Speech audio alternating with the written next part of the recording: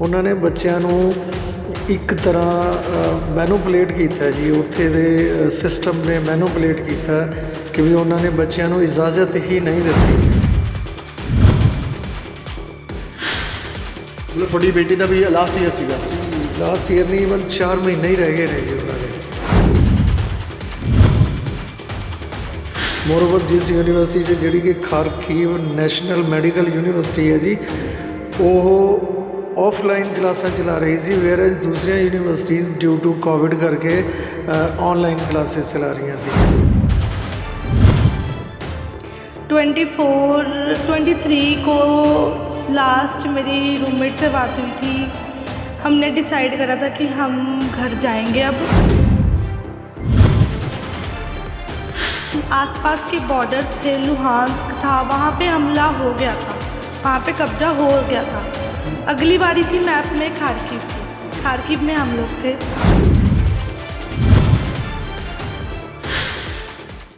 ਸਤਿ ਸ਼੍ਰੀ ਅਕਾਲ ਜੀ, ਤੁਸੀਂ ਦੇਖ ਰਹੇ ਹੋ ਸਕਾਈ ਨਿਊਜ਼ ਪੰਜਾਬ।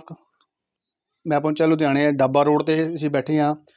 ਯੂਕਰੇਨ ਅਤੇ ਰੂਸ ਦੀ ਲੜਾਈ ਚੱਲ ਰਹੀ ਹੈ ਅਤੇ ਉਸ ਲੜਾਈ ਦੇ ਵਿੱਚੋਂ ਜੰਗ ਲੜ ਰਹੀ ਤਕਰੀਬਨ 25 ਤੋਂ 30 ਹਜ਼ਾਰ ਦੇ ਵਿੱਚ ਲੋਕ ਫਸੇ ਹੋਏ ਨੇ।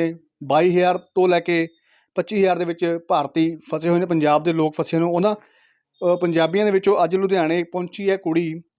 ਲੁਧਿਆਣਾ ਡੱਬਾ ਰੋਡ ਦੀ ਗੱਲ ਕਰਦੇ ਹਾਂ ਅਸੀਂ, ਅਤੇ ਉਹ ਗੱਲ ਕਰਦੇ ਹਾਂ ਅਸੀਂ ਉਹਨਾਂ ਦੇ ਪਹਿਲਾਂ ਫਾਦਰ ਸਾਹਿਬ ਨਾਲ। ਸੋ ਹਾਂਜੀ, ਪਹਿਲਾਂ ਸਤਿ ਸ਼੍ਰੀ ਅਕਾਲ ਜੀ। ਸਤਿ ਸ਼੍ਰੀ ਅਕਾਲ ਜੀ।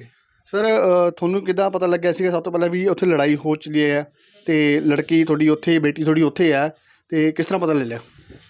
ਸਰ, ਮੇਰੀ ਬੇਟੀ ਨਾ ਜੀ, ਜਿਹਦਾ ਨਾਮ ਕੌਸ਼ਿਕਾ ਆ, ਉਹ 2016 ਸਤੰਬਰ ਤੋਂ ਉੱਥੇ ਪੜ੍ਹ ਰਹੇ ਨੇ, MBBS ਦੀ ਪੜ੍ਹਾਈ ਕਰ ਰਹੇ ਨੇ। ਅੱਜ ਉਹ 6th ਈਅਰ ਦੇ ਵਿੱਚ ਹੈਗੇ ਨੇ, ਉਹ ਫਾਈਨਲ ਸਮੈਸਟਰ ਹੈ ਜੀ ਉਹਨਾਂ ਦਾ। ਇਹ ਅਸੀਂ ਮੀਡੀਆ ਦੇ ਥਰੂ, ਸਪੈਸ਼ਲੀ TV ਨਿਊਜ਼ ਦੇ ਥਰੂ ਅਸੀਂ ਦੇਖਦੇ ਆ ਰਹੇ ਸੀਗੇ ਕਿ ਵੀ ਉੱਥੇ ਕਨਫਲਿਕਟ ਚੱਲ ਰਹੀ ਹੈ, ਗੱਲਾਂ ਬਾਤਾਂ ਚੱਲ ਰਹੀਆਂ ਨੇ ਜਾਂ ਹੋਰ ਵੀ। ਅਸੀਂ ਆਪਣੀ ਬੇਟੀ ਨੂੰ, ਉਸ ਤੋਂ ਪਹਿਲਾਂ ਹੀ ਮੈਂ ਬੇਟੀ ਨੂੰ ਇਹ ਕਿਹਾ, ਬੇਟੀ ਨਾਲ ਟੱਚ 'ਚ ਰਹਿੰਦੇ ਹਾਂ, ਅਤੇ ਬੇਟੀ ਨੂੰ ਬਰਾਬਰ ਮੈਂ ਇਹ ਕਿਹਾ, ਮੈਂ ਕਿਹਾ ਪੁੱਤਰ ਇੱਧਰ ਆ ਜਾਓ ਤੁਸੀਂ, ਕਿ ਵੀ ਉੱਥੋਂ ਮਤਲਬ ਮਾਹੌਲ ਠੀਕ ਨਹੀਂ ਹੈਗਾ, ਜਾਂ ਹੋ ਸਕਦਾ, ਕਿਉਂਕਿ ਮੈਂ ਖੁਦ ਵੀ ਐਕਸ ਸਰਵਿਸਮੈਨ ਹੈਗਾ ਜੀ। ਮੈਂ ਪਹਿਲਾਂ ਏਅਰਫੋਰਸ 'ਚ ਸੀਗਾ ਜੀ, ਅਤੇ ਮੈਂ ਬੱਚੇ ਨੂੰ ਸਮਝਾਇਆ, ਕਿਉਂਕਿ ਇਸ ਚੀਜ਼ ਨੂੰ ਮੈਂ ਸਮਝ ਸਕਦਾ ਜੀ। ਤਾਂ ਪਰ ਬੱਚੇ, ਕਿਉਂਕਿ ਉੱਥੇ ਦੇ ਜਿਹੜੇ ਯੂਨੀਵਰਸਿਟੀ ਦਾ ਐਡਮਿਨਿਸਟ੍ਰੇਸ਼ਨ ਸੀਗਾ, ਪਲੱਸ ਜਾਂ ਹੋ ਸਕਦਾ ਲੋਕਲ ਐਡਮਿਨਿਸਟ੍ਰੇਸ਼ਨ ਕਹਿ ਲਓ, ਉਹਨਾਂ ਨੇ ਬੱਚਿਆਂ ਨੂੰ ਇੱਕ ਤਰ੍ਹਾਂ ਮੈਨੂਪਲੇਟ ਕੀਤਾ ਜੀ। ਉੱਥੇ ਦੇ ਸਿਸਟਮ ਨੇ ਮੈਨੂਪਲੇਟ ਕੀਤਾ ਕਿ ਵੀ ਉਹਨਾਂ ਨੇ ਬੱਚਿਆਂ ਨੂੰ ਇਜਾਜ਼ਤ ਹੀ ਨਹੀਂ ਦਿੱਤੀ। ਅੱਛਾ, ਕੁਛ ਹਿਊਮਨ ਨੇਚਰ ਹੋਣ ਕਰਕੇ ਬੱਚਿਆਂ ਨੂੰ ਵੀ ਲਾਲਚ ਸੀਗਾ ਕਿ ਵੀ ਸਾਡਾ ਆਖਰੀ ਸਾਲ ਚੱਲ ਰਿਹਾ, ਜਸਟ 4 ਮਹੀਨੇ ਰਹਿ ਗਏ ਨੇ ਸਾਡੀ ਡਿਗਰੀ ਕੰਪਲੀਟ ਹੋਣ ਨੂੰ। ਮਤਲਬ ਤੁਹਾਡੀ ਬੇਟੀ ਦਾ ਵੀ ਲਾਸਟ ਈਅਰ ਸੀਗਾ? ਜੀ, ਲਾਸਟ ਈਅਰ ਨਹੀਂ, ਈਵਨ 4 ਮਹੀਨੇ ਹੀ ਰਹਿ ਗਏ ਨੇ ਜੀ ਉਹਨਾਂ ਦੇ। ਅਤੇ ਉਹਨਾਂ ਨੇ ਕੀ ਕੀਤਾ ਕਿ ਵੀ ਇਹਨਾਂ ਨੂੰ, ਬੱਚਿਆਂ ਨੂੰ ਇੱਥੇ ਤੱਕ ਕਹਿ ਤਾ ਕਿ ਵੀ ਤੁਸੀਂ ਆਪ ਜ਼ਿੰਮੇਵਾਰ ਹੋਵੋਗੇ ਜੇ ਤੁਸੀਂ ਯੂਨੀਵਰਸਿਟੀ ਦਾ ਕੈਂਪਸ ਛੱਡ ਕੇ ਜਾਂਦੇ ਹੋ। ਮੋਰਓਵਰ ਜਿਸ ਯੂਨੀਵਰਸਿਟੀ 'ਚ ਜਿਹੜੀ ਕਿ ਖਾਰਕੀਵ ਨੈਸ਼ਨਲ ਮੈਡੀਕਲ ਯੂਨੀਵਰਸਿਟੀ ਹੈ ਜੀ, ਉਹ ਆਫਲਾਈਨ ਕਲਾਸਾਂ ਚਲਾ ਰਹੀ ਸੀ, ਵੇਅਰਐਜ਼ ਦੂਸਰੀਆਂ ਯੂਨੀਵਰਸਿਟੀਜ਼ ਡਿਊ ਟੂ ਕੋਵਿਡ ਕਰਕੇ ਔਨਲਾਈਨ ਕਲਾਸਿਸ ਚਲਾ ਰਹੀਆਂ ਸੀਗੀਆਂ। ਔਰ ਜਦੋਂ ਬੇਟੀ ਨੇ ਮੈਨੂੰ 23 ਤਰੀਕ ਨੂੰ ਇਹ ਸਪੈਸ਼ਲੀ ਕਿਹਾ, ਕਹਿੰਦੀ ਪਾਪਾ ਮੇਰੀਆਂ ਹੁਣ ਸਾਡੀਆਂ ਸੀਟਾਂ ਹੁਣ ਬੁੱਕ ਕਰਵਾ ਦਿਓ ਤੁਸੀਂ 28 ਤਰੀਕ ਵਾਸਤੇ। ਅਤੇ ਇੱਕ ਇਹਦੀ ਕਲਾਸਮੇਟ ਹੈਗੀ ਆ ਜਿਹੜੀ ਸਿੰਸ ਬਿਗਨਿੰਗਸ 2016 ਤੋਂ, ਨੀਤਿਕਾ ਮਹਿਤਾ ਜੀ ਦਾ ਨਾਮ ਹੈਗਾ, ਉਹ ਇਕੱਠੇ ਹੀ ਰਹਿੰਦੇ ਨੇ, ਇਹ ਇਕੱਠੇ ਹੀ ਪੜ੍ਹਦੇ ਨੇ। ਅਤੇ ਉਹਦਾ ਬ੍ਰਦਰ ਹੈਗਾ, ਉਹ ਉੱਥੇ ਕੀ ਕਹਿੰਦੇ ਨੇ, ਕਜ਼ਨ ਬ੍ਰਦਰ ਆ, ਵੇਅਰਐਜ਼ ਉਹ ਫਾਦਰ ਸਾਹਿਬ ਨਹੀਂ ਹੈਗੇ, ਉਹ ਇਕੱਲੀ ਪੇਰੈਂਟਸ ਦੀ ਬੇਟੀ ਹੈ। ਅਤੇ ਮੈਂ ਉਹਦੇ ਕਜ਼ਨਸ ਨੂੰ ਕਿਹਾ, ਮੈਂ ਕਿਹਾ ਪੁੱਤਰ ਆਪਾਂ ਇੱਦਾਂ ਕਰ, ਸੀਟਾਂ ਬੁੱਕ ਕਰਾਉਣੀਆਂ ਨੇ, ਮੈਂ ਤੁਹਾਨੂੰ ਕੱਲ੍ਹ ਨੂੰ ਗੱਲ ਕਰੂੰਗਾ। ਉਹ ਕਹਿੰਦੇ ਠੀਕ ਹੈ। ਉਹ ਕਹਿੰਦਾ ਅੰਕਲ ਠੀਕ ਹੈ। ਮੈਂ ਕਿਹਾ ਓਕੇ ਪੁੱਤ। ਅਤੇ ਸਵੇਰੇ ਜੀ ਨੈਕਸਟ ਡੇ 24 ਤਰੀਕ ਦੀ ਗੱਲ ਹੈ ਜੀ, ਅਤੇ ਜਿੱਦਾਂ ਅਸੀਂ ਉੱਠਦੇ ਹਾਂ ਬੱਚਿਆਂ ਨਾਲ, ਉਹ ਚੂੰਕਿ ਬੀਇੰਗ ਮਤਲਬ ਐਂ ਸਮਝ ਲਓ ਕਿ ਵੀ ਇੱਕ ਫੌਜੀ ਹੋਣ ਦੇ ਨਾਤੇ ਮੇਰੇ ਦਿਮਾਗ 'ਚ ਨਾ ਇਹ ਚੀਜ਼ ਪਹਿਲਾਂ ਤੋਂ ਹੀ ਚੱਲੀ ਆ ਰਹੀ ਸੀ ਔਰ ਚੱਲ ਰਹੀ ਸੀ ਬਰਾਬਰ। ਤੁਸੀਂ ਇੱਕ ਖੁਦ ਸਿਪਾਹੀ ਹੋ ਜੀ, ਉੱਥੇ ਜੰਗ ਲੜੀ ਸੀ, ਤੁਹਾਡੀ ਬੇਟੀ ਉੱਥੇ ਸੀ, ਕਿਸ ਤਰ੍ਹਾਂ ਦਾ ਫੀਲ ਹੋ ਰਿਹਾ ਸੀਗਾ? ਮੈਨੂੰ ਤਾਂ ਸਰ ਦੇਖੋ, ਕਿਉਂਕਿ ਜੰਗ ਦੀ ਜਿਹੜੀ ਉਹ ਵਿਭੀਸ਼ਿਕਾ ਹੁੰਦੀ ਹੈ ਨਾ, ਜਿਹਨੂੰ ਆਪਾਂ ਇੱਕ ਤਰ੍ਹਾਂ ਹਾਦਸਾ ਕਹਿ ਲਓ ਜਾਂ ਉਹਦੇ ਹਾਲਾਤ ਕਹਿ ਲਓ, ਉਹ ਆਪਾਂ ਮੂਵੀਜ਼ 'ਚ ਵੀ ਦੇਖਦੇ ਹਾਂ ਅਸੀਂ, ਜੋ ਕਿ ਅਸੀਂ ਲੋਕ ਡਰਿਲ ਐਕਸਰਸਾਈਜ਼ਸ ਕਰਦੇ ਰਹਿੰਦੇ ਸੀਗੇ, ਮੌਕ ਐਕਸਰਸਾਈਜ਼ਸ ਕਰਦੇ ਰਹਿੰਦੇ ਸੀਗੇ। ਉਹਦੇ ਵਿੱਚ ਉਹ ਉੱਥੇ ਜੋ ਕੁਝ ਹੁੰਦਾ ਉਹ ਹਾਲਾਤਾਂ ਦੇ ਵਿੱਚ, ਉਹ ਮੇਰੇ ਸਾਰੇ ਦਿਮਾਗ 'ਚ ਚੱਲ ਰਹੇ ਸੀਗੇ। ਔਰ ਜਿਹਦੇ ਕਰਕੇ ਨਾ ਮੈਂ ਡਰ ਬਹੁਤ ਸੀਗਾ ਕਿ ਬੇਟੀ ਨੂੰ ਕੁਝ ਹੋ ਨਾ ਜਾਵੇ, ਕੋਈ ਹਾਦਸਾ ਨਾ ਹੋ ਜਾਏ, ਪ੍ਰਮਾਤਮਾ ਨਾ ਕਰੇ ਕੁਝ ਹੋ ਜਾਏ, ਅਨਹੋਣੀ ਹੋ ਜਾਏ ਵੀ। ਅਗਰ ਤੁਹਾਡੀ ਕੰਟੈਕਟ 'ਚ ਤਾਂ ਤਕਰੀਬਨ ਕਿੰਨੇ ਦਿਨ ਕੰਟੈਕਟ 'ਚ ਰਹੇ ਤੁਸੀਂ ਲਗਾਤਾਰ? ਮੈਂ ਤਾਂ ਸਰ ਤੁਹਾਨੂੰ ਦੱਸ ਰਿਹਾ ਜੀ, ਮੈਂ ਤਾਂ ਲਗਾਤਾਰ ਕੰਟੈਕਟ ਸੀਗਾ। ਔਰ ਸਪੈਸ਼ਲੀ ਜਦੋਂ 24 ਤਰੀਕ ਨੂੰ ਸੁਬਾਹ ਉੱਠਦੇ ਸਾਰੇ ਜੋ ਮੈਂ ਮੋਬਾਈਲ ਦੇਖਿਆ ਤੇ ਬੇਟੀ ਨੂੰ ਔਨਲਾਈਨ ਦੇਖਿਆ। ਚਲੋ ਬੱਚੇ ਜੋ ਕੋਈ ਲਾਸਟ ਏਜ ਪੜ੍ਹ ਰਹੇ ਸੀਗੇ, ਪੜ੍ਹਦੇ ਪੜ੍ਹਦੇ ਇਹ ਕਦੇ ਪੜ੍ਹ ਜਾਂਦੇ ਕਦੇ ਸੌਂ ਜਾਂਦੇ ਸੀਗੇ, ਪਰ ਮੈਂ ਅਰਲੀ ਮਾਰਨਿੰਗ ਇਹਨੂੰ ਦੇਖਿਆ ਵੀ ਇਹ ਔਨਲਾਈਨ ਹੈ। ਅਤੇ ਮੈਂ ਫਿਰ ਇਹਨੂੰ ਕਿਉਂਕਿ ਆਪਣੇ ਮੁਤਾਬਿਕ 3.5 ਘੰਟੇ ਪਿੱਛੇ ਨੇ ਜੀ ਇਹ, ਅਤੇ ਮੈਂ ਇਹਨੂੰ ਪੁੱਛ ਲਿਆ ਜਦੋਂ ਹੀ ਫ਼ੋਨ ਲਾ ਕੇ, ਮੈਂ ਬੇਟਾ ਕੀ ਹਾਲ ਹੈ, ਠੀਕ ਹੈ, ਤਬੀਅਤ ਵੀ ਠੀਕ ਹੈ? ਇਹਨੇ ਮੈਨੂੰ ਕਿਹਾ ਕਿ ਹਾਂਜੀ ਮੈਂ ਠੀਕ ਹਾਂ। ਪਰ ਫਿਰ ਮੈਂ ਫ਼ੋਨ ਕੱਟਤਾ ਜੀ। ਲੇਕਿਨ ਥੋੜ੍ਹੀ ਦੇਰ ਬਾਅਦ ਫਿਰ ਮੈਨੂੰ ਪਤਾ ਨਹੀਂ ਕੀ ਹੋਇਆ, ਮੈਂ ਦੁਬਾਰਾ ਫਿਰ ਫ਼ੋਨ ਲਗਾ ਲਿਆ ਜੀ। ਔਰ ਫਿਰ ਮੈਂ ਇਹਨੂੰ ਇਹ ਪੁੱਛਿਆ, ਮੈਂ ਕਿਹਾ ਵੀ ਪੁੱਤਰ ਠੀਕ ਹੈ, ਐਵਰੀਥਿੰਗ ਇਜ਼ ਓਕੇ? ਕਹਿੰਦੀ ਪਾਪਾ ਅਸੀਂ ਪੈਕਿੰਗ ਕਰ ਰਹੇ ਹਾਂ। ਮੈਂ ਕਿਹਾ ਕੀ ਗੱਲ, ਸਭ ਓਕੇ ਹੈ? ਹਾਂਜੀ।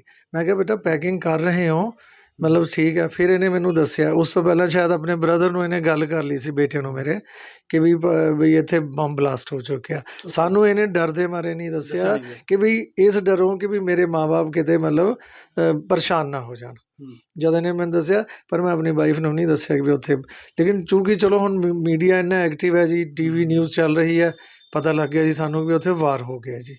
ਔਰ ਇਹ ਅਸੀਂ 24 ਤਰੀਕ ਤੋਂ ਲੈ ਕੇ ਔਰ 3 ਤਰੀਕ ਦੀ ਰਾਤ ਤੱਕ ਅਸੀਂ ਕਿਸ ਤਰ੍ਹਾਂ ਕੱਟਿਆ, ਇਹ ਦੱਸਿਆ ਨਹੀਂ ਜਾ ਸਕਦਾ ਜੀ। ਇਹ ਮਤਲਬ ਇੱਕ ਐਸਾ ਸਮਾਂ ਸੀਗਾ ਔਰ ਐਸੀ ਸਿਚੁਏਸ਼ਨ ਸੀਗੀ। ਮੋਰਓਵਰ ਇਹ ਲੜਕੀ ਹੈ ਜੀ, ਔਰ ਫਿਰ ਵੀ ਬੇਟੀ ਨੇ ਬਹੁਤ ਹਿੰਮਤ ਨਾਲ, ਬਹੁਤ ਬਹਾਦਰੀ ਨਾਲ ਜੀ, ਬਹੁਤ ਮਤਲਬ ਮੈਂ ਕੁਝ ਕਹਿ ਨਹੀਂ ਸਕਦਾ ਜੀ। ਇਹਨੇ ਇੱਕ ਆਪਣਾ ਸਫ਼ਰ, ਕਿਉਂਕਿ ਖਾਸ ਕਰਕੇ ਖਾਰਕੀਵ ਦੀ ਮਤਲਬ ਖਾਰਕੀਵ ਜੋ ਕਿ ਨਾਰਥ ਈਸਟ ਦੇ ਵਿੱਚ ਹੈ ਯੂਕਰੇਨ ਦੇ, ਉੱਥੋਂ ਤੋਂ ਲੈ ਕੇ ਲਵੀਵ ਇਹਨਾਂ ਦਾ ਵੈਸਟਰਨ ਬਾਰਡਰ ਹੈ ਜੀ। ਔਰ ਵੈਸਟਰਨ ਬਾਰਡਰ ਤੱਕ ਇਹਨੇ ਜਿਹੜਾ 12 ਘੰਟੇ ਦਾ ਸਫ਼ਰ ਸੀ, ਉਹ 26 ਘੰਟਿਆਂ 'ਚ ਇਹਨਾਂ ਨੇ ਤੈਅ ਕੀਤਾ ਜੀ। ਔਰ ਉਸ ਦੌਰਾਨ ਇਹਨਾਂ ਨੇ ਖਾਣਾ ਪੀਣਾ ਇੱਕ ਤਰ੍ਹਾਂ ਇਹਨਾਂ ਨੂੰ ਸਮਝੋ ਨਸੀਬ ਨਹੀਂ ਹੋਇਆ। ਬਸ ਇਹ ਰੱਬ ਦੇ ਸਾਰੇ ਜੋ ਕਿਤੇ ਕੁਝ ਮਾੜਾ ਮੋਟਾ ਕੁਛ ਮਿਲਿਆ ਜਸਟ ਫਾਰ ਸਰਵਾਈਵਲ। ਉਸ ਤੋਂ ਬਾਅਦ ਇਹਨੇ ਹੰਗਰੀ ਨੂੰ ਇਹਨਾਂ ਨੇ ਆਪਟ ਕੀਤਾ ਜਾਣ ਵਾਸਤੇ, ਅਤੇ ਹੰਗਰੀ ਚੌਪ ਬਾਰਡਰ ਹੈ ਜੀ, ਉੱਥੇ ਯੂਕਰੇਨ ਦੇ ਅੰਦਰ ਚੌਪ ਹੈ, ਜਿਸ ਤਰ੍ਹਾਂ ਸਾਡੇ ਬਾਘਾ ਬਾਰਡਰ ਹੈ ਜੀ। ਉਸ ਬਾਰਡਰ ਨੂੰ ਜਦੋਂ ਇਹਨੇ ਕ੍ਰਾਸ ਕਰਕੇ ਜੋਹਾਨੀ ਬਾਰਡਰ ਹੈਗਾ ਹੰਗਰੀ ਦੇ ਵਿੱਚ, ਉੱਥੇ ਜਦੋਂ ਪਹੁੰਚੀ ਹੈ, ਉਦੋਂ ਇਹਨੇ ਰਾਹਤ ਦਾ ਸਾਹ ਲਿਆ। ਔਰ ਉੱਥੇ ਇਹਨੇ ਸਾਡੇ ਨਾਲ ਅੱਧਾ ਘੰਟਾ ਕਰੀਬ ਸਾਰੀ ਫੈਮਿਲੀ ਨਾਲ ਪਹਿਲੀ ਵਾਰੀ ਬਹੁਤ ਖੁੱਲ੍ਹ ਕੇ ਗੱਲ ਕੀਤੀ ਹੈ ਜੀ, ਸਪੈਸ਼ਲੀ 24 ਤਰੀਕ ਤੋਂ ਬਾਅਦ ਜੀ। ਨਹੀਂ ਤਾਂ ਅਸੀਂ ਅਕਸਰ ਗੱਲਾਂ ਕਰਦੇ ਰਹਿੰਦੇ ਸੀ। ਮਨ ਦੇ ਵਿੱਚ ਡਰ ਰਿਹਾ ਹੋਵੇ ਤੁਹਾਡੇ ਵੀ ਅਤੇ ਬੇਟੀ ਦੇ ਵੀ ਬਸ ਗੱਲਬਾਤ ਹੁੰਦੀ ਰਹੇ, ਬਸ ਇਹ ਜਿਹੜਾ ਤਾਲੁਕਾ ਸੀ ਕਦੇ ਟੁੱਟੇ ਨਾ ਜੀ। ਔਰ ਬੇਟੀ ਨੇ ਵੀ ਬਖੂਬੀ ਇਸ ਚੀਜ਼ ਨੂੰ ਇੰਟੈਲੈਕਚੁਅਲੀ ਸਮਝਿਆ ਔਰ ਸਮਝਾਇਆ ਸਾਨੂੰ। ਔਰ ਇਹਨੇ ਇਹ ਕੋਸ਼ਿਸ਼ ਕੀਤੀ ਕਿ ਵੀ ਇਹਦੀ ਇੱਕ ਤਾਂ ਬੈਟਰੀ ਸੇਵ ਰਵੇ ਜੀ, ਇਸ ਕਰਕੇ ਇਹਨੇ ਜ਼ਿਆਦਾ ਲਾਈਵ ਗੱਲ ਨਹੀਂ ਕੀਤੀ, ਸਿਰਫ ਸਾਨੂੰ ਮੈਸੇਜਸ ਔਰ ਫੋਟੋਜ਼ ਦੇ ਥਰੂ ਗੱਲ ਕੀਤੀ ਹੈ ਜੀ। ਅਤੇ ਅਸੀਂ ਇਸ ਚੀਜ਼ ਨੂੰ ਇਹਨੂੰ ਸਮਝਾਉਣ ਦੀ ਕੋਸ਼ਿਸ਼ ਕੀਤੀ ਕਿ ਬੇਟਾ ਤੁਸੀਂ ਹਰ ਤਰੀਕੇ ਨਾਲ, ਹਰ ਸੰਭਵ ਤਰੀਕੇ ਨਾਲ ਆਪਣੇ ਆਪ ਨੂੰ ਸੰਭਾਲ ਕੇ ਰੱਖਣਾ ਵਾ, ਔਰ ਸਾਨੂੰ ਪਲ ਪਲ ਦੀ ਸਿਰਫ ਖਬਰ ਦਿਓ ਸਾਨੂੰ।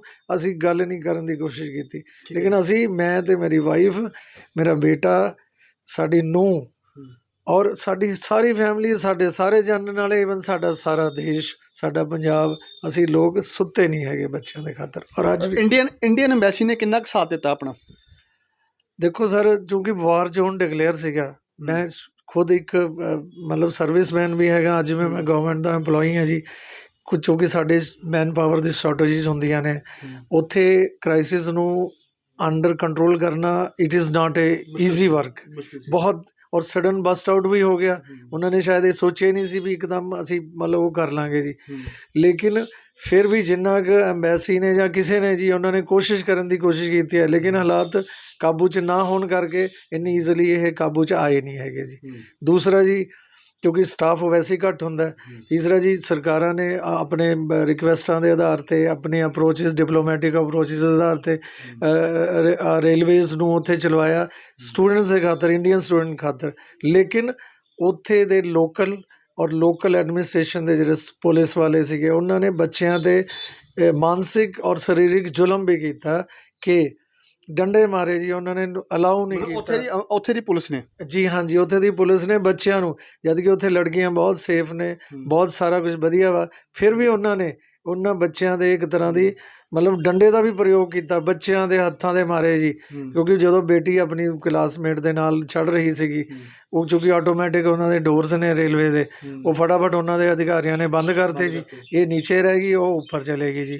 ਇੱਕ ਦੇਵਦੂਤ ਦੀ ਤਰ੍ਹਾਂ ਕੋਈ ਲੇਡੀ ਆਪਣੇ ਇੱਕ ਬੱਚੇ ਦੇ ਨਾਲ ਆਈ, ਚਲੋ ਉਹਨਾਂ ਨੇ ਉਹਦੇ ਲਈ ਖੋਲ੍ਹਿਆ, ਫਿਰ ਉਸ ਲੜਕੀ ਨੇ ਦਾ ਹੱਥ ਫੜ ਕੇ ਉੱਪਰ ਖਿੱਚਿਆ। ਇਹ ਉਦੋਂ ਤੱਕ ਸਾਡੇ ਨਾਲ ਮੈਸੇਜਾਂ 'ਤੇ ਗੱਲ ਕਰਦੀ ਸੀ, ਲੇਕਿਨ ਸਡਨ ਇਹਨੇ ਸਾਡੇ ਨਾਲ ਲਾਈਵ ਹੋ ਕੇ ਗੱਲ ਕੀਤੀ, ਔਰ ਜਿਉਂ ਇਹਨੇ ਰੋਣਾ ਪਿੱਟਣਾ ਸ਼ੁਰੂ ਕਰ ਲਿਆ ਇੱਕਦਮ ਬਹੁਤ ਬੁਰੀ ਤਰ੍ਹਾਂ, ਅਸੀਂ ਖੁਦ ਘਬਰਾ ਗਏ ਜੀ। ਮੈਂ ਆਪਣੇ ਪਹਿਲਾਂ ਵੀ ਇੰਟਰਵਿਊਜ਼ ਦੇ ਵਿੱਚ ਇਹ ਗੱਲ ਦੁਹਰਾਈ ਆ, ਕਹੀ ਆ ਕਿ ਵੀ ਸਾਨੂੰ ਐਂ ਲੱਗਣ ਲੱਗ ਗਿਆ ਪਤਾ ਨਹੀਂ ਸਾਡਾ ਬੱਚਾ ਸਾਡੇ ਤੱਕ ਪਹੁੰਚੂਗਾ ਕਿ ਨਹੀਂ ਪਹੁੰਚੂਗਾ। ਬੱਚੀ ਜਿਗਰ ਦਾ ਟੁਕੜਾ ਤੁਹਾਡੀ ਦਾ, ਅੱਜ ਜਿਗਰ ਦਾ ਟੁਕੜਾ ਤੁਹਾਡੇ ਕੋਲ ਪਹੁੰਚ ਚੁੱਕਿਆ ਹੈ, ਸਲਾਮਤ ਪਹੁੰਚ ਗਿਆ, ਸਹੀ ਸਲਾਮਤ। ਕਿਸ ਤਰ੍ਹਾਂ ਦੇਖਦੇ ਹੋ ਤੁਸੀਂ? ਸਰ, ਬੱਚੀ ਵੀ ਔਰ ਅਸੀਂ ਵੀ ਅਜੇ ਤੱਕ ਸਾਨੂੰ ਇਹ ਨਹੀਂ ਲੱਗ ਰਿਹਾ ਹੈਗਾ ਕਿ ਵੀ ਇੰਨੀ ਬੜੀ ਤਰਾਸਦੀ ਦੇ ਵਿੱਚੋਂ ਸਹੀ ਸਲਾਮਤ, ਚਲੋ ਉਹ ਲੋਕਾਂ ਨੂੰ ਤਾਂ ਮੈਂ ਨਹੀਂ ਕਹੂੰਗਾ ਜਿਹੜੇ ਲੋਕ ਨਹੀਂ ਜਾਣਦੇ ਹੈਗੇ, ਲੇਕਿਨ ਚੂੰਕਿ ਮੈਂ ਤੁਹਾਨੂੰ ਪਹਿਲਾਂ ਕਹਿ ਚੁੱਕਿਆ ਮੈਂ ਵੀ ਇੱਕ ਸਰਵਿਸਮੈਨ ਹਾਂ, ਉਹਨਾਂ ਹਾਲਾਤਾਂ ਨੂੰ ਮੈਂ ਇਮੈਜਿਨ ਕਰਕੇ ਸੋਚ ਰਿਹਾ ਸੀ ਵੀ ਸਾਡਾ ਬੱਚਾ ਸਾਡੇ ਤੱਕ ਕਿੱਦਾਂ ਪਹੁੰਚੂਗਾ ਜੀ। ਔਰ ਅੱਜ ਉਹ ਪਹੁੰਚਿਆ ਵਾ, ਮੈਂ ਖੁਦ ਕਈ ਵਾਰੀ ਉਹਨੂੰ ਮੂੰਹ ਅੱਖਾਂ ਨਾਲ ਬੁੱਲਾਂ ਨਾਲ ਚੁੱਪ ਕਰਕੇ ਦੇਖਦਾ ਰਹਿੰਦਾ ਕਿ ਵੀ ਹਾਂ ਵੀ ਬੱਚਾ ਸਾਡੇ ਵਿੱਚ ਆ ਗਿਆ ਜੀ। ਇੱਕ ਸਵਾਲ ਹੈ ਮੇਰਾ, ਤੁਸੀਂ ਆਪਣੀ ਬੱਚੀ ਨੂੰ ਬਾਹਰ ਭੇਜਿਆ ਪੜ੍ਹਾਈ ਲਈ, ਜੀ ਠੀਕ ਹੈ ਜੀ, ਤੁਸੀਂ ਇੱਥੇ ਵੀ ਪੜ੍ਹਾ ਸਕਦੇ ਸੀਗੇ, ਜੀ ਇੱਥੇ ਖਰਚਾ ਜ਼ਿਆਦਾ ਤਾਂ ਕਰਕੇ ਕਿ ਉੱਥੇ ਖਰਚਾ ਘੱਟ ਆ, ਉੱਥੇ ਕੋਈ ਸਹੂਲਤਾਂ ਨੇ, ਸਰਕਾਰੀ ਸਹੂਲਤਾਂ ਨੇ, ਤਾਂ ਕਰਕੇ ਇੱਥੇ ਸਰਕਾਰੀ ਸਹੂਲਤਾਂ ਨਹੀਂ ਹੈਗੀਆਂ, ਤਾਂ ਕਰਕੇ ਉਸ ਬੱਚੀ ਨੂੰ ਭੇਜਿਆ ਉੱਥੇ। ਸਰ ਇਹ ਦੋਨੇ ਗੱਲਾਂ ਨੇ ਜੀ, ਖਰਚਾ ਵੀ ਘੱਟ ਹੈ ਅਤੇ ਪਲੱਸ ਸਹੂਲਤਾਂ ਵੀ ਨੇ ਜੀ। ਪਲੱਸ ਕੀ ਹੈ ਜੀ, ਸਾਡੇ ਮੈਂ ਚਲੋ ਗੌਰਮੈਂਟ ਦੇ ਕੰਮਾਂ ਦੀ ਨਿੰਦਿਆ ਨਹੀਂ ਕਰਦਾ, ਲੇਕਿਨ ਮੈਂ ਇਹ ਸੁਜੈਸ਼ਨ ਦੇਣਾ ਚਾਹੁੰਦਾ ਜੀ ਸਪੈਸ਼ਲੀ ਕਿ ਵੀ ਸਾਡੇ ਜਿਹੜੇ ਮਤਲਬ ਜੋ ਸਾਡੇ ਐਡਮਿਨਿਸਟ੍ਰੇਟਰ ਨੇ, ਜੋ ਸਾਡੇ ਮੁਲਕ ਦੇ ਸਾਡੇ ਰਹਿਨੁਮਾ ਨੇ, ਉਹਨਾਂ ਨੂੰ ਇਸ ਤਰੀਕੇ ਨਾਲ ਕੰਮ ਕਰਨਾ ਚਾਹੀਦਾ, ਕਿਉਂਕਿ ਹਰ ਬੱਚਾ ਇੱਥੇ ਪੜ੍ਹਾਈ ਦੀ ਕੋਸਟ ਜ਼ਿਆਦਾ ਆ ਜੀ। ਕੁਛ ਇੱਥੇ ਜਿਹੜੀ ਹੈਗੀ ਆ ਕਿ ਵੀ ਆ ਨੀਟ ਦਿਓ ਜੀ, ਉਹ ਦਿਓ ਜੀ, ਉਹ 'ਚ ਕਈ ਵਾਰੀ ਬੱਚਿਆਂ ਦੀ ਉਹ ਰੈਂਕਿੰਗ ਨਹੀਂ ਆਉਂਦੀ ਹੈਗੀ ਕਿ ਵੀ ਉਹ ਸਿੱਧੇ ਜਾ ਕੇ ਮਤਲਬ ਕਿਤੇ ਆਪਣਾ ਕਰ ਲੈਣ ਜੀ। ਸੋ ਪਰ ਫਿਰ ਵੀ ਹਰ ਇਨਸਾਨ ਦੇ ਵਿੱਚ ਇੱਕ ਖਵਾਹਿਸ਼ ਹੁੰਦੀ ਹੈ ਕਿ ਵੀ ਮੈਂ ਪੜ੍ਹਾਂ ਲਿਖਾਂ ਜਾਂ ਵੱਡਾ ਬਣਾ ਜਾਂ ਮੈਂ ਸੇਵਾ ਕਰਾਂ ਜਾਂ ਜੋ ਵੀ ਕਰਾਂ, ਮਤਲਬ ਕਿਸੇ ਤਰੀਕੇ ਮੈਂ ਅਗਾਂਹ ਵਧਾਂ ਕਿਸੇ ਤਰੀਕੇ।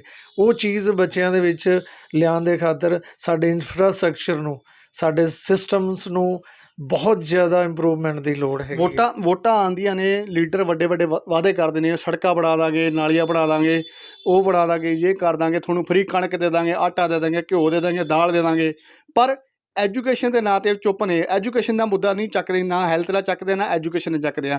ਤੁਹਾਨੂੰ ਨਹੀਂ ਲੱਗਦਾ ਕਿ ਇੱਥੇ ਵਧੀਆ ਇੰਡੀਆ ਦੇ ਵਿੱਚ ਵਧੀਆ ਹੋਣੇ ਚਾਹੀਦੇ ਨੇ, ਆਪਣੇ ਕਾਲਜ ਵਗੈਰਾ ਹੋਣੇ ਚਾਹੀਦੇ ਨੇ, ਐਜੂਕੇਸ਼ਨ ਸੈਂਟਰ ਹੋਣੇ ਚਾਹੀਦੇ ਨੇ ਸਰਕਾਰੀ, ਜਿਨ੍ਹਾਂ ਨੂੰ ਜੋ ਆਪਣੀ ਬੱਚੀਆਂ ਨੂੰ ਬਾਹਰ ਜਾਣ ਦੀ ਲੋੜ ਹੀ ਨਾ ਪਵੇ, ਇੱਥੇ ਹੀ ਸਹੂਲਤ ਮਿਲਣੀ ਚਾਹੀਦੀ ਹੈ। ਬਿਲਕੁਲ ਜੀ, ਮੈਂ ਤੁਹਾਡੇ ਇਸ ਸਵਾਲ ਔਰ ਇਸ ਚੀਜ਼ ਦੇ ਨਾਲ ਬਿਲਕੁਲ 100% 100% ਯਾਨੀ ਸਹਿਮਤ ਹਾਂ ਜੀ।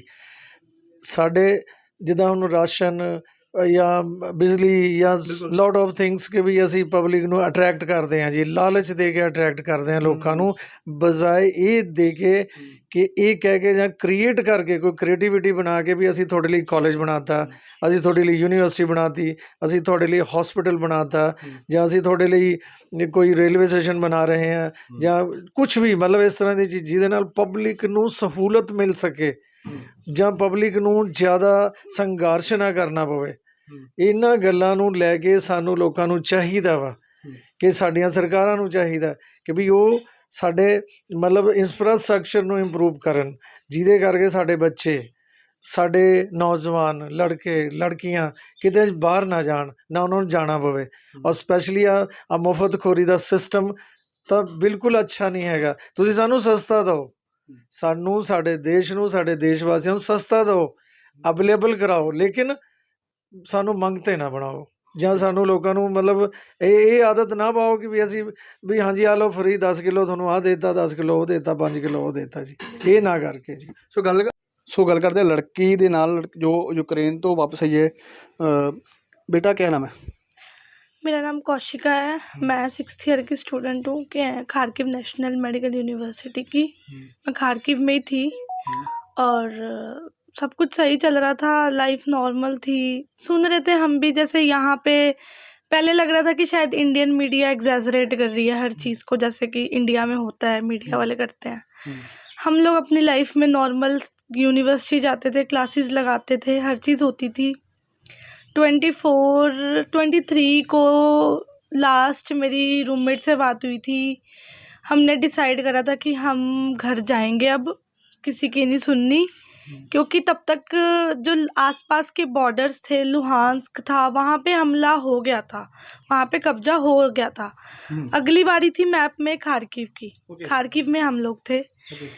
कीव में हम सुन रहे थे कि खबरें फैल रही हैं, बम ब्लास्ट हो रहे हैं एयरपोर्ट पे, ये हो गया वो हो गया। 24 तारीख को मैं ਜਦੋਂ ਫਸਟ ਟਾਈਮ ਸੁਣਿਆ ਸੀ, ਜਦੋਂ ਫਸਟ ਟਾਈਮ ਸੁਣਿਆ ਬੰਬ ਬਲਾਸਟ ਸੁਣਿਆ, ਤੁਸੀਂ ਮਨ ਦੇ ਵਿੱਚ ਡਰ ਨਹੀਂ ਆਇਆ ਵੀ ਹੁਣ ਕੀ ਹੋਊਗਾ ਅੱਗੇ?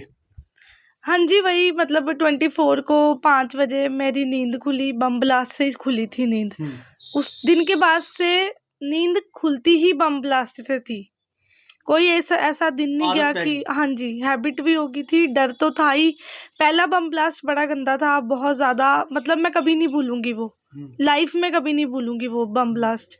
वो ब्लास्ट हुआ उस दिन, मुझे लगा कि पता नहीं अब सब ख़त्म, पता नहीं अब घर वालों से मिलूंगी कि नहीं होगा, क्या होगा। उम्मीद सी जो थी वो टूट गई थी। फिर दूसरी तरफ मैंने भाई, नेट वगैरह, इंटरनेट बंद हो गया था हमारा, वाईफाई बंद हो गए थे हमारे पास। उस टाइम पे मैंने नेट पैक नहीं डलवाया था, तो मेरे को लगा कि मतलब होता है ना कि कल कर लेंगे काम, छोड़ दिया था कि कल करेंगे। तो एकदम से थोड़ा सा वो हुआ, भाई से जैसे तैसे बात हुई, भाई को बताया मैंने कि भाई ऐसे ऐसे ब्लास्ट वगैरह हुआ है, मम्मी पापा को मत बताना, मैं ठीक हूँ, हम कोशिश करेंगे, हम जल्दी निकलेंगे यहाँ से। तब हमें आइडिया लग गया था कि अब भारत, इंडिया ने ਕੋਈ ਐਸੀ ਗੱਲ ਹੋਈ ਹੋਵੇ ਜੋ ਟ੍ਰੈਜੇਡੀ ਹੋਈ ਹੋਵੇ ਤੁਹਾਡੇ ਨਾਲ, ਸ਼ੇਅਰ करनी चाहोगे? मेरा तो 24 से लेकर ना, जब तक मैं यहाँ आई हूँ, एक यही माहौल ही पूरा ट्रेजेडी वाला ही हो रखा था। 24 से लेके 27 तक तो माहौल ऐसा था ना, अब आप सोचो, आपको ना 24 घंटे बोल दिया है कि एक बंकर में रहना है, 1 घंटा आपको मिल रहा है अपने घर जाने का, उस 1 घंटे में आपने सब कुछ करना है, अपना खाना बनाना है, अपना जो चीज़ें इम्पोर्टेंट है वो रखनी है, डॉक्यूमेंट रखने, सब चीज़ें रखनी है। अब कैसे रखोगे, क्या करोगे? ऊपर से 12वें फ्लोर पे जाना होता था, एनर्जी वैसे ही नहीं थी हमारे अंदर, खाते हम थे नहीं, टेंशन के मारे नहीं खाते थे। 12वें फ्लोर पे जाना, और वो भी मेट्रो से घर तक जाना, बम ब्लास्ट होते थे वो अलग, एक बम ब्लास्ट होता था, हार्ट बीट वैसी तेज हो जाती थी, ऐसा लगता था हमारे ऊपर ही गिरने वाला है। ऊपर से जहाज उड़ते थे, चीज़ें हो रही थी, मेट्रो के अंदर बैठे होते थे, नींद नहीं आती थी, ठंड बहुत होती थी, मौसम माइनस में टेम्परेचर था, पता नहीं, समझ में नहीं आ रहा था कि क्या होगा। ट्रेजिकल माहौल तो वही हुआ था कि हम लोग टैक्सी रोक रहे थे, हाथ जोड़ जोड़ के, प्लीज़ टैक्सी वालों को कह रहे थे रोक दो रोक दो, कोई रोक ही नहीं रहा था। सब कुछ करके देखा, 5 लड़कियां थी, अलग अलग हिस्सों में सब जाके टैक्सी रुकवा रहे, कोई टैक्सी नहीं रोक रहा, क्योंकि रेलवे स्टेशन तक जाना था। रेलवे स्टेशन घर से हमारे मतलब वो 35-40 किलोमीटर दूर होगा, मुझे एग्जैक्टली ये भी नहीं, कितना दूर था ये भी नहीं याद, पर दूर था, मतलब कि पैदल जाने पे। फिर कैसे तैसे एक बंदे ने टैक्सी रोकी, हम 5 उसमें बैठ गए। रेलवे स्टेशन का माहौल बड़ा गंदा था, हम 5 में से 3 लड़कियां अलग होगी, 2 हम अलग हो गए, और बच्चे बहुत थे वहाँ, इंडियन स्टूडेंट्स थे। वो गंदा माहौल था, मार पीट भी कर रहे थे वो लोग, डंडे मार रहे थे, गोलियां, बंदूकें थी उन लोगों के पास। उससे पहले फायरिंग होके हटी थी। बम ब्लास्ट सुबह सुबह हुआ था, बम ब्लास्ट लगातार हुए हैं रेलवे स्टेशन? हाँ जी, रेलवे स्टेशन पे नहीं, मतलब पूरी सिटी, शहर में हर जगह पे ब्लास्ट हो रहे थे।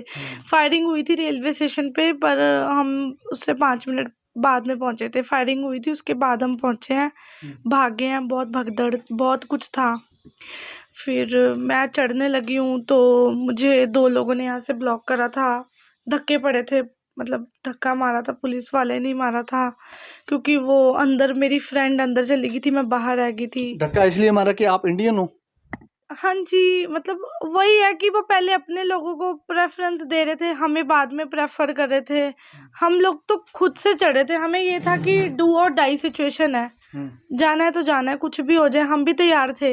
हमें था कि अब चढ़ना है, हमने यहाँ से निकलना है, कुछ भी हो जाए यहाँ नहीं रहना, जहाँ पे हम थे बस वहाँ नहीं रहना। जिस दिन मैं निकली हूँ उसी दिन 6 बजे का वो आ गया, एम्बेसी ने डाल दिया कि 6 बजे तक खार्किव खाली करो। और मैं अपने यूक्रेन आप एम्बेसी ने? हाँ जी, इंडियन एम्बेसी इंडियन एम्बेसी ने? इंडियन एम्बेसी ने डाल दिया और मैं अपने आप को लकी मानती हूँ, मैं निकल गई, मैं खुद से निकली हूँ, मैं उस वो डिसीजन मेरा खुद का था। ਇੰਡੀਅਨ ਐਮਬੈਸੀ ਦੀ ਤੁਸੀਂ ਗੱਲ ਕੀਤੀ ਹੈ, ਇੰਡੀਅਨ ਐਮਬੈਸੀ ਨੇ ਤੁਹਾਡਾ ਸਾਥ ਦਿੱਤਾ ਪੂਰਾ ਉੱਥੇ? ਤੁਹਾਨੂੰ ਖਾਣ ਪੀਣ ਕੋਈ ਅਰੇਂਜਮੈਂਟ, ਪਾਣੀ ਨੂੰ ਜਿਵੇਂ ਤੁਸੀਂ ਕਹਿ ਰਹੇ ਹੋ ਵੀ ਵਾਸ਼ਰੂਮ ਜਾਣਾ, ਫਿਰ ਰਿਲੈਕਸ ਹੋਣਾ, ਉਹਦੇ ਵਾਸਤੇ ਤੁਹਾਨੂੰ ਉਹ ਤੁਹਾਡਾ ਪੂਰਾ ਤੁਹਾਨੂੰ ਨਾਲ ਤੁਹਾਡੇ ਐਡਜਸਟ ਕੀਤਾ ਪੂਰਾ ਨਾ ਇੰਡੀਅਨ ਐਮਬੈਸੀ ਨੇ? इंडियन एम्बेसी ने, हम ईस्ट साइड पे थे, मेन वॉर जो थी वो ईस्ट पे थी, इंडियन एम्बेसी वेस्ट साइड से बच्चे निकाल रही थी। हमारी रिक्वेस्ट यही थी सरकार से। ਮਤਲਬ ਜਿੱਥੇ ਜ਼ਿਆਦਾ ਖਤਰਾ ਸੀਗਾ ਉੱਥੇ ਕੰਮ ਨਹੀਂ ਕਰ ਰਹੀ ਸੀ, ਜਿੱਥੇ ਨਹੀਂ ਸੀ ਖਤਰਾ ਉੱਥੇ ਕੰਮ कर रही ਸੀ? हाँ जी, पर वहाँ पे आए भी कैसे जब वहाँ पे बम फूट रहे हैं? अगर एयरफोर्स चाहे भी तो भी नहीं आ सकती थी ना। हम खुद ही ये चीज़ समझते हैं कि अगर सरकार हमारी हेल्प करना भी चाहती तो वो नहीं पॉसिबल था, क्योंकि वहाँ पे बम ब्लास्ट हो रहे थे, फायरिंग हो रही थी, उस बीच में अगर वो आ भी जाते तो हमारी जान को ज़्यादा खतरा होता। इंडियन एम्बेसी ने हमारी हेल्प की है यूक्रेन के बॉर्डर तक पहुंचने के बाद, क्योंकि उससे पहले इंडियन एम्बेसी कुछ कर ही ना पाती, क्योंकि एंट्री करना ही मतलब वही बात होगी ना आपकी। मैं ये बोलूँगी अगर मैं आज यहाँ आई हूँ तो इंडियन एम्बेसी, इंडियन सरकार की वजह से आई हूँ, नहीं तो मैं ना आ पाती। यूक्रेन में रह के भी मेरा कुछ बनता ना, मैं कहाँ भागती, कोई कंट्री मुझे वो ना देती। वीज़ा लगवाया इंडियन सरकार ने हमारा, मैं हंगरी गई हूँ, इमिग्रेशन तक हम लोग गए हैं, हमारा इंडियन सरकार थी, इसीलिए हम वहाँ तक जा पाए, नहीं तो यूक्रेन में रह के तो मैंने मरना ही था। नहीं ਜਿਹੜਾ ਤੁਹਾਡਾ ਇੰਡੀਆ ਆਉਣ ਦਾ ਵੀਜ਼ਾ ਲੱਗਿਆ, ਸਾਰੀ ਟਿਕਟ ਵਗੈਰਾ ਹੋਈ ਆ, ਉਹਦੇ ਤੁਹਾਡੇ ਤੋਂ ਖਰਚਾ ਕਿੰਨਾ ਲਿਆ ਗਿਆ ਸਰਕਾਰ ਵੱਲੋਂ? मेरे को कोई खर्चा नहीं लगा मेरा, मैं फ्री आई हूँ। जो पैसा मैंने दिया है वो मैंने यूक्रेन में दिया है ड्राइवर को, और हाँ जी टैक्सी ड्राइवर को पैसा दिया, और बस मेरा कोई पैसा नहीं लगा। मतलब इंडियन सरकार ने, इंडियन एम्बेसी ने पूरा साथ ਦਿੱਤਾ ਤੁਹਾਡਾ? हाँ जी, मैं बोलूँगी कि इंडियन सरकार ने उस टाइम पे साथ, वहाँ पे साथ दिया जहाँ पे बॉर्डर पे पहुँच गए थे। उससे पहले जो किया हमने 26 घंटे जो ट्रेन में सफ़र करा वो मैंने खुद करा है। मैं निकली हूँ वहाँ से बॉर्डर तक जाने, मतलब ईस्ट से वेस्ट गई हूँ, मैं खुद गई हूँ, अपने आप से गई हूँ, मेरे दोस्त साथ में थे, हम सब साथ थे, बस वही है। इंडियन सरकार बाद में आई है, हाँ जी, पर मदद करी है सरकार ने, मैं ये नहीं बोलूँगी, सरकार ने मदद करी है, तभी मैं आज अपने घर वालों के साथ हूँ। ਅੱਜ ਘਰ ਵਾਲੇ ਦੇ ਨਾਲ ਹੋ ਤੁਸੀਂ, ਠੀਕ ਹੈ ਜੀ, ਡਾਕਟਰ ਬਣਨ ਲੱਗੇ ਤੁਸੀਂ ਇੱਕ, ਤੁਹਾਡੇ ਮਤਲਬ ਐਗਜ਼ਾਮ ਨੂੰ 4 ਮਹੀਨੇ ਰਹਿ ਗਏ ਸੀਗੇ, ਉਹ ਐਗਜ਼ਾਮ ਦੁਬਾਰਾ ਹੋਣਗੇ कि नहीं होंगे, किस तरह तुम्हें लगता? मैं उस जगह पे वापस नहीं जाना चाहती एग्ज़ाम देने, मैं चाहती हूँ कि हमारी हेल्प करी जाए। सिर्फ 2 महीने रह गए थे हमारे, मैं चाहती हूँ कि हमें इंडियन गवर्नमेंट हेल्प करे। पर करियर, थोड़ा करियर भी तबाह हो रहा है ना, अगर तुसी उत्थे अगर तुसी नहीं जाना चाहते, अगर तुसी नहीं जाना चाहते थोड़ा करियर भी खराब हो सकता, तुसी डॉक्टर नहीं बन सकते, है ना? हाँ जी, इसीलिए नहीं मतलब ऐसा रूल होता है कि अगर वॉर हो रही है तो सरकार वो डिग्रीज वगैरह देते हैं, हम इतने उससे बाहर आए हैं। मेरे को सिर्फ यही अपील करनी है कि हमें हमारे लिए कुछ किया जाए। जो लास्ट ईयर के बच्चे हैं, लास्ट ईयर के क्या, जो भी फर्स्ट सेकंड ईयर के जो भी बच्चे हैं, इंडियन सरकार से यही रिक्वेस्ट है या जो भी हैं कि हमें डिग्रीज दें। ਜਿਹੜੀ ਉੱਥੇ ਜਿਹੜਾ ਤੁਹਾਡਾ ਉੱਥੇ ਦਾ ਇੰਸਟੀਚਿਊਟ ਸੀਗਾ ਜਿੱਥੇ ਤੁਸੀਂ ਸਟੱਡੀ ਕਰ ਰਹੇ ਸੀਗੇ, ਉਹਨਾਂ ਵੱਲੋਂ ਨਹੀਂ ਤੁਹਾਨੂੰ ਕੋਈ ਨੋਟੀਫਿਕੇਸ਼ਨ ਦਿੱਤਾ ਗਿਆ ਵੀ ਅਗਰ ਜਦੋਂ ਵਾਰ ਖਤਮ ਹੁੰਦੀ ਹੈ ਤੁਹਾਨੂੰ ਵਾਪਸ ਬੁਲਾਇਆ ਜਾਊਗਾ ਜਾਂ ਤੁਹਾਨੂੰ डिग्री ਦਿੱਤੀ ਜਾਊਗੀ? वहाँ पे अभी इतने बुरे हालात हैं, इवन मेरी यूनिवर्सिटी की बिल्डिंग्स वगैरह भी जला दी गई हैं, कुछ भी नहीं वहाँ पे बचा। वहाँ से तो हम अभी उम्मीद ही नहीं कर सकते, कुछ टाइम तक तो नहीं कर सकते। तो आई होप कि वहाँ सब कुछ सही हो जल्दी से जल्दी, तभी हमें अभी वहाँ से कोई इन्फॉर्मेशन नहीं मिल रही। टीचर्स वगैरह तो सब वहाँ पे भाग रहे हैं, यहाँ वहाँ कोई वहाँ पे है ही नहीं, बचा ही नहीं है कोई, तो कोई क्या बता देगा।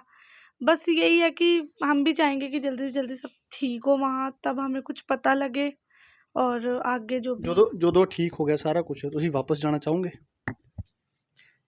डिग्री लेने के लिए मैं ज़रूर जाऊँगी, अदरवाइज़ मेरे को नहीं जाना, मुझे कहीं नहीं जाना, अपने देश को छोड़ के मैं कहीं नहीं जाना चाहूँगी।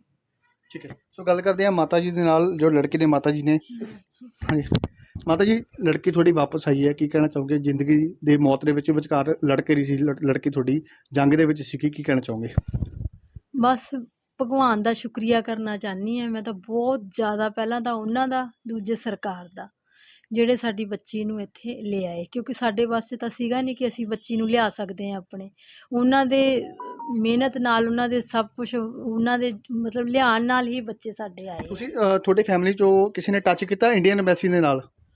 ਸਭ ਨੇ ਲਗਾਤਾਰ ਦਿਨ ਰਾਤ, ਅਸੀਂ ਸੁੱਤੇ ਹੀ ਨਹੀਂ ਹੈਗੇ। ਜਿਹੜਾ ਸਾਨੂੰ ਜਿੱਥੇ ਕਹਿੰਦਾ ਸੀਗਾ ਅਸੀਂ ਉਹਨਾਂ ਦੇ ਨਾਲ ਰਹਿੰਦੇ ਸੀਗੇ ਵੀ ਹਾਂ ਚਲੋ ਵੀ ਸਾਨੂੰ ਕਿਤੇ ਦਾ ਕੋਈ ਕੁਛ ਦੱਸੂਗਾ, ਕੁਛ ਕਲੂ ਕਰੂਗਾ। ਔਰ ਵੈਸੇ ਜ਼ਿਆਦਾਤਰ ਲੋਕਾਂ ਨੇ ਸਾਡੀ ਹੈਲਪ ਕੀਤੀ ਆ, ਜਿੱਥੇ ਤੱਕ ਜਿਹਦੀ ਬਣਦੀ ਸੀ ਉਹਨਾਂ ਨੇ ਸਾਡੀ ਹੈਲਪ ਕੀਤੀ ਆ। ਹਾਂਜੀ, ਹੋਰ ਤਾਂ ਮੈਂ ਕੁਛ ਨਹੀਂ ਇਸ ਤਰ੍ਹਾਂ। ਜਦੋਂ ਜੰਗ ਲੜ ਰਹੀ ਸੀ ਬੱਚੀ ਤੁਹਾਡੀ ਉਹਦੇ ਵਿੱਚ ਨਹੀਂ ਸੀਗੀ, ਉਸ ਤੋਂ ਤੁਹਾਡੀ ਫੋਨ 'ਤੇ ਗੱਲ ਹੁੰਦੀ ਸੀ ਤਾਂ ਕੀ ਕਹਿੰਦੇ ਸੀ ਤੁਸੀਂ ਬੱਚੀ ਨੂੰ? ਇੰਨੀ ਪਰੇਸ਼ਾਨ ਸੀਗੀ, ਅਸੀਂ ਤਾਂ ਇਹ ਵੀ ਨਹੀਂ ਪੁੱਛਦੇ ਸੀਗੇ ਕਿ ਬੇਟਾ ਕੁਛ ਖਾਇਆ ਕਿ ਨਹੀਂ, ਸਿਰਫ ਅਸੀਂ ਇਹ ਪੁੱਛਦੇ ਸੀ ਬੇਟਾ ਤੁਮ ਠੀਕ ਹੋ। ਇਸ ਰੋਟੀ ਦਾ ਤਾਂ ਸਾਨੂੰ ਹੋਸ਼ ਹੀ ਨਹੀਂ ਸੀਗਾ ਕਿ ਬੱਚੇ ਨੇ ਖਾਣਾ ਖਾਧਾ ਕਿ ਨਹੀਂ ਹੋ। ਬਸ ਸਿਰਫ ਦੋਨਾਂ ਦੇ ਹਸਬੈਂਡ ਵਾਈਫ ਦੇ ਮੂੰਹ 'ਚ ਇਹ ਸੀਗਾ ਬੇਟਾ ਤੂੰ ਠੀਕ ਆ, ਠੀਕ ਰਹੀਂ, ਆਪਣੇ ਆਪ ਦਾ ਧਿਆਨ ਰੱਖੀ ਬਸ। ਬੜੇ ਲਾਡਾਂ ਨਾਲ ਤੁਸੀਂ ਪਾਲੀ ਹੈ ਕੁੜੀ, ਅੱਜ ਤੁਹਾਡੇ ਘਰ ਦੇ ਵਿੱਚ ਤੁਹਾਡੇ ਕੋਲ ਤੁਹਾਡੇ ਨਾਲ ਬੈਠੀ ਹੈ, ਕਿਸ ਤਰ੍ਹਾਂ ਫੀਲ ਕਰ ਰਹੇ ਹੋ? ਵਿਸ਼ਵਾਸ ਹੀ ਨਹੀਂ ਹੁੰਦਾ ਕਿ ਸਾਡਾ ਬੱਚਾ ਸਾਡੇ ਕੋਲ ਆ ਗਿਆ ਵਾ। ਅਸੀਂ ਇੰਨੇ ਜ਼ਿਆਦਾ ਖੁਸ਼ ਹੈਗੇ ਹਾਂ, ਭਗਵਾਨ ਨੂੰ ਬਾਰ-ਬਾਰ ਯਾਦ ਕਰਦੇ ਹਾਂ ਕਿ ਭਗਵਾਨ ਤੂੰ ਹੀ ਲੈ ਕੇ ਆਉਣ ਵਾਲਾ ਵਾ ਸਾਡੇ ਬੱਚੇ ਨੂੰ। ਬਸ ਠੀਕ ਹੈ, ਸਾਡੀ ਤਾਂ ਮਿਹਨਤ ਸੀਗੀ, ਲਿਆਉਣ ਵਾਲਾ ਤਾਂ ਰੱਬ ਹੀ ਆ ਜਾਂ ਸਰਕਾਰ। ਸੋ ਤੁਸੀਂ ਦੇਖਿਆ ਕਿ ਕਿਸ ਤਰ੍ਹਾਂ ਲੜਕੀ ਨੇ ਸਾਰਾ ਉੱਥੇ ਦਾ ਬਿਆਨ ਦਰਦ ਜੋ ਸੀਗਾ, ਉਹਦੇ ਮਨ ਦੇ ਵਿੱਚ ਡਰ ਸੀਗਾ, ਖੌਫ ਸੀਗਾ, ਜੰਗ ਜੋ ਹਾਜ਼ਰ ਉਸ ਮੌਕੇ 'ਤੇ ਸੀ ਲੜਕੀ, ਸਾਰਾ ਕੁਝ ਦੱਸਿਆ ਕਿਵੇਂ ਸੀਗਾ ਮਾਹੌਲ ਉੱਥੇ। ਸੋ ਤੁਸੀਂ ਜੁੜੇ ਰਹੋ ਸਕਾਈ ਨਿਊਜ਼ ਪੰਜਾਬ ਦੇ ਨਾਲ। ਕੈਮਰਾਮੈਨ ਮਨਦੀਪ ਦੁੱਗਲ ਦੀ ਵਿਸ਼ੇਸ਼ ਰਿਪੋਰਟ ਲੁਧਿਆਣਾ। ਕੋਰਟ ਕਚਹਿਰੀਆਂ ਦੇ ਚੱਕਰਾਂ ਦੀ ਪਰੇਸ਼ਾਨੀ ਤੋਂ ਮੁਕਤੀ ਲਈ ਪਹੁੰਚੋ ਮੀਆਂ ਬਸ਼ੀਰ ਖਾਨ ਜੀ ਕੋਲ। ਹੁਣੇ ਮਿਲੋ ਬਾਬਾ ਖਾਨ ਨੂੰ। 9876 61780। ਸਮੱਸਿਆ ਜਿਵੇਂ ਸੰਤਾਨ ਪ੍ਰਾਪਤੀ, ਕਾਰੋਬਾਰ ਦੇ ਵਿੱਚ ਘਾਟਾ, ਵਿਦੇਸ਼ ਯਾਤਰਾ ਦੇ ਵਿੱਚ ਦੇਰੀ, ਪਤੀ ਪਤਨੀ ਦੇ ਵਿੱਚ ਕਲੇਸ਼, ਪੜ੍ਹਾਈ ਵਿੱਚ ਮਨ ਦਾ ਨਾ ਲੱਗਣਾ, ਪ੍ਰੇਮ ਵਿਆਹ ਸਿਰੇ ਨਾ ਚੜ੍ਹਨਾ, ਪਿਆਰ ਵਿੱਚ ਧੋਖਾ ਖਾਣ ਵਾਲੇ ਪ੍ਰੇਮੀ ਪ੍ਰੇਮਿਕਾ ਇੱਕ ਵਾਰ ਜ਼ਰੂਰ ਸੰਪਰਕ ਕਰੋ। ਹੁਣ ਸੁਪਨੇ ਦੇਖਣਾ ਛੱਡੋ, ਇਹ ਸਭ ਮੁਸੀਬਤਾਂ ਜਾਂ ਖੁਆਇਸ਼ਾਂ ਨੂੰ ਪੂਰਾ ਕਰਨ ਦੇ ਲਈ ਕਦਮ ਚੁੱਕੋ।